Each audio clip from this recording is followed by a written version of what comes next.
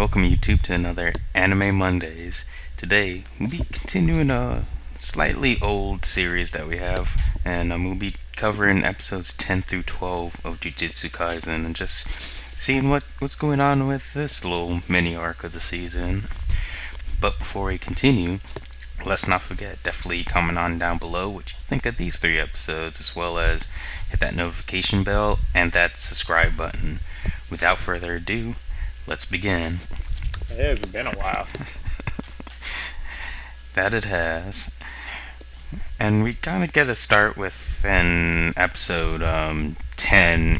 We kind of pick up a little bit after the last episode in terms of we get a little bit of a reminiscent of that movie scene with our newfound, slightly new character per se in terms of Junpei. Junpei Yoshino.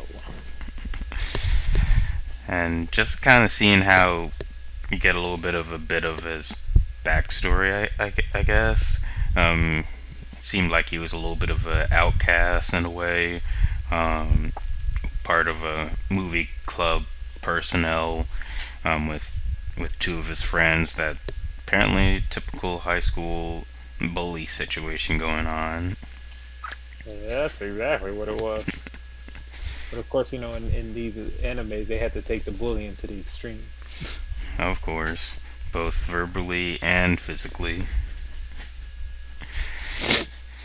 And it seems like this is a repetitive affair of sorts.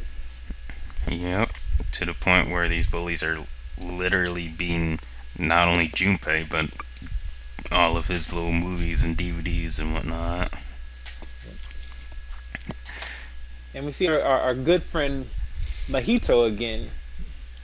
And we get a little bit more information about what he's about, to the point where we actually see his power, idol configuration. All those human hybrid monster things, that was all him. Apparently he has the ability to touch someone and change the shape of their soul, heart, whatever they want to call Their it. soul. Yeah. And he also has the ability to kind of sort of do that on himself as well. Yeah, he's a little bit OP. A little bit OP indeed. But we did get a wonderful fight, if I remember correctly, between Nanami and Mahito. Yep, we get to see the first probably 80-90% of that within episode 10. And during this entire time, not only do we get to see Nanami's 7-3 ratio power again, but we also get quite a reminder that he's getting pretty close to working overtime. Oh, he's constantly looking at the clock. He don't care that much. He's like, when it's time for me to go home, I'm going home. Screw all these other men.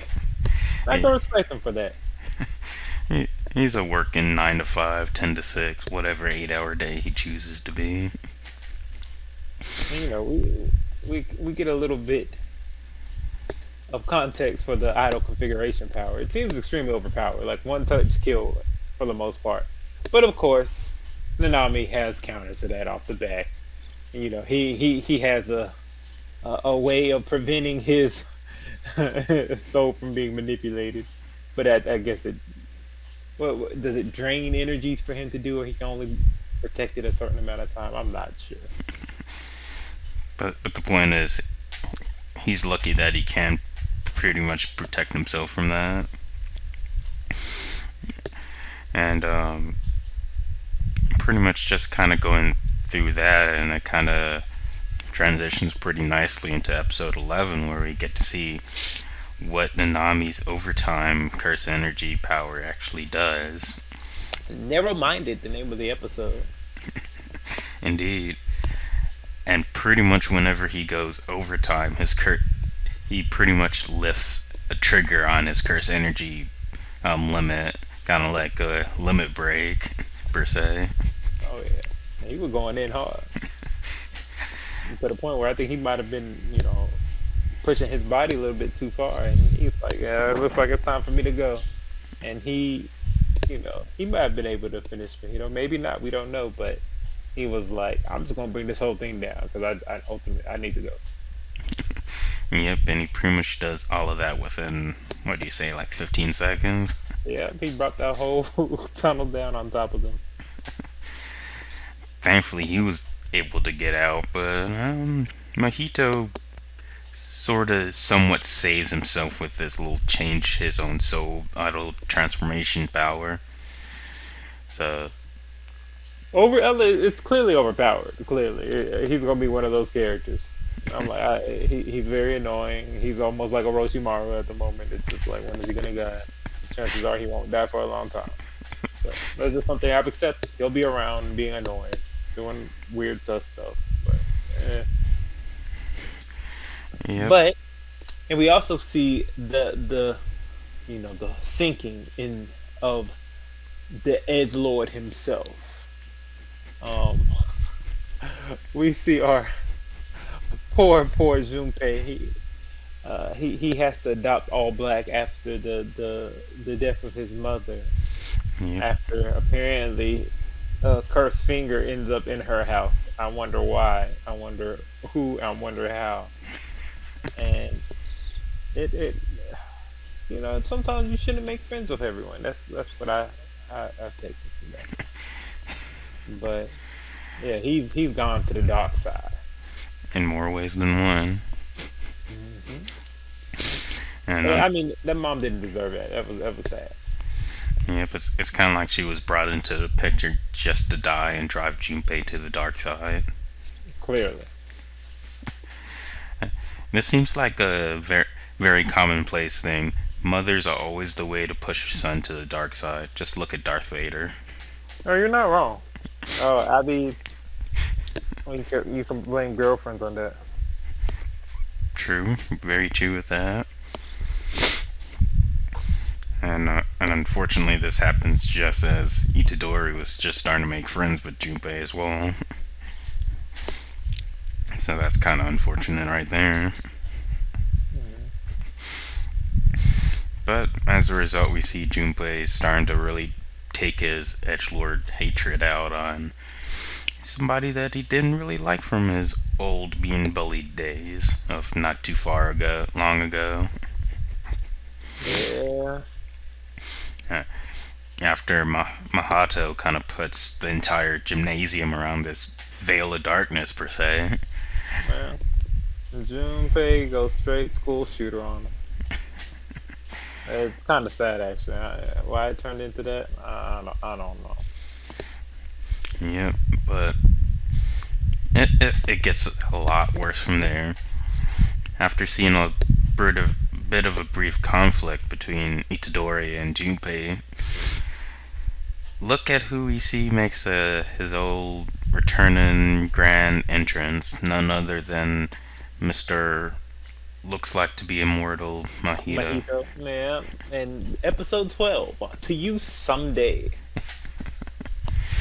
And pretty much, They're trying to tell Yuji, don't go in there. You're an idiot. You can't deal with this new dude. He's kind of powerful. His, the main expansion is gonna kill you. All this fun stuff. And Yuji don't care. He's like, no, that's my friend. Friendship. So he runs in, does his thing, and now he has to fight one of his own friend that he don't really want to fight. as, especially once he gets idol transformation by Mahito, the person who he thought was supposed to be a friend. Yeah. This is why you can't trust everybody. We see this weird jellyfish looking thing. That's a really awkward. I mean, And I don't know apparently why. that's Junpei's jujutsu power, the ability to summon a jellyfish and poison people. I get it. That was nasty, but this episode, it was okay. Did you feel a lot of tension? I'm like, this is a little bit. I mean, I feel for him slightly, but this is just kind of goofy. A little bit. Especially like once Mahito kind of revealed what he was really after in terms of trying to get Sukuna over to their side, which I mean, we kind of already knew a bit about that from earlier episode, but But it would have been a little bit more interesting to see a little bit more of a dialogue between Mahito and Sukuna, especially once Oh, Mahito. we saw enough of it. He was like, "Pup, what are you trying to do? I'm here by choice. I got this locked down, boy. You need it. In fact, I'm gonna kill you." That was actually kind of funny though. It's like, I'll allow this one time. Don't try this again. A- Yeah. After like a tag team laughter at the expense of Yuji. Yeah. And then I guess either right before this or right after it, we see Junpei, who has been transfigured, die. Junpei asks why, and then dies. And it appears like he dies just because of an expiration date, pretty much. Yeah, he did. But it was again when Mahito and Sukana were laughing and Yuji was freaking out. That was kind of a crazy. Um, but after that, I was like, hey, he was intense. He's mad out there. He's trying to take him out. Yep. Yes, And that Yuji's like, I will kill you. I'm going to kill you. He's mad. and that comes after like earlier in the day, I believe it was, or the previous day when he said, "Yeah, I don't really want to kill people." So that's kind of like a conflict of interest that'll be interesting to see how it plays out.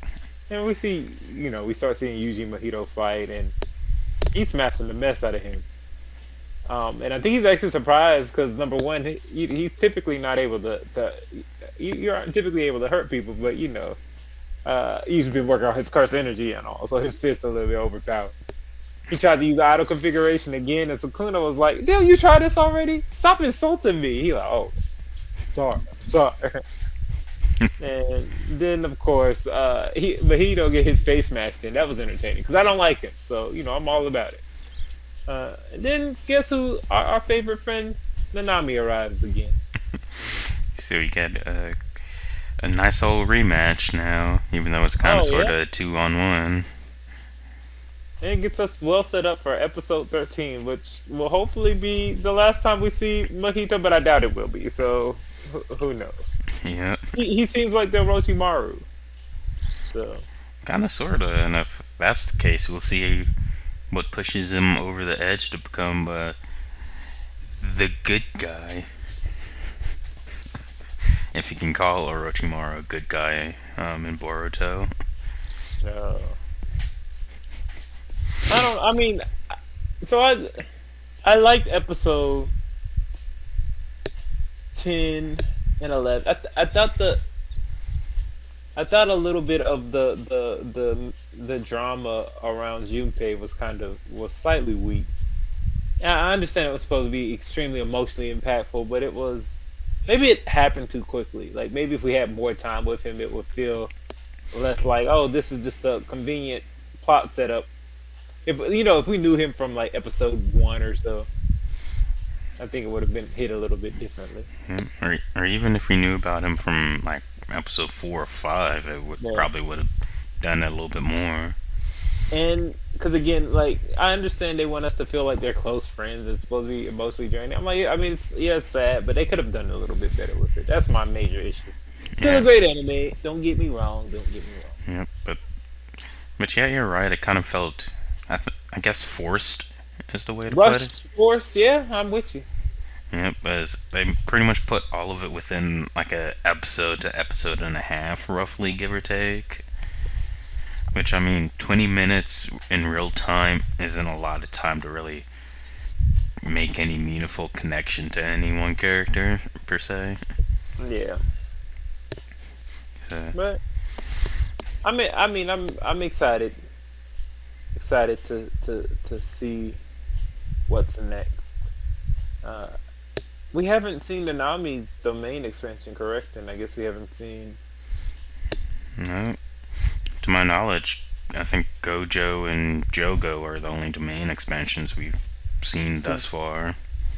I'm sure we might see Mahito, even though he's technically young. Yeah.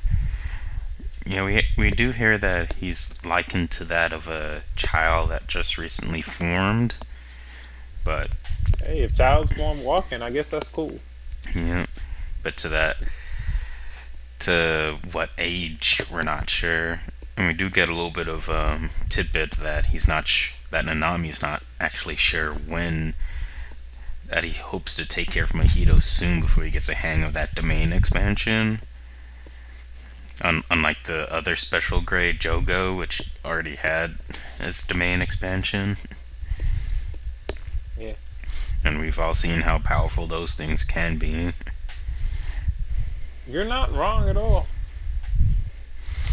Which leads me to believe it'll be interesting to see if and when Itadori learns how to do a domain expansion, how that will work with Sukuna.